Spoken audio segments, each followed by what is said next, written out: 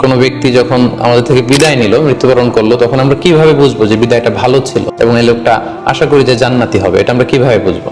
মৃত্যুর সময় যদি কেউ আল্লাহর জিকির করা অবস্থায়, আল্লাহকে স্মরণ করা অবস্থায় কিংবা শাহাদাত বাণী পাঠ করে যদি মৃত্যুবরণ করতে পারে, তাহলে আশা করা যায় যে এই মৃত্যুটা খুব ভালো মৃত্যু হয়েছে।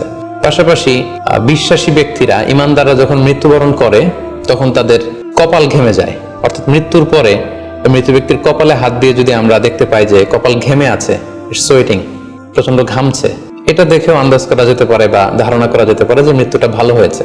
পাশাপাশি জুমার রাতে যদি কেউ ইন্তেকাল করে, বৃহস্পতিবার দিবাগত রাতে, নিঃসন্দেহে সেক্ষেত্রে লোকটার ইমানদার হতে হবে, সৎ ব্যক্তি হতে হবে। সেক্ষেত্রে এটা একটা ভ্যালিউ অ্যাড করবে যে জুমার রাতে সে ইন্তেকাল করেছিল।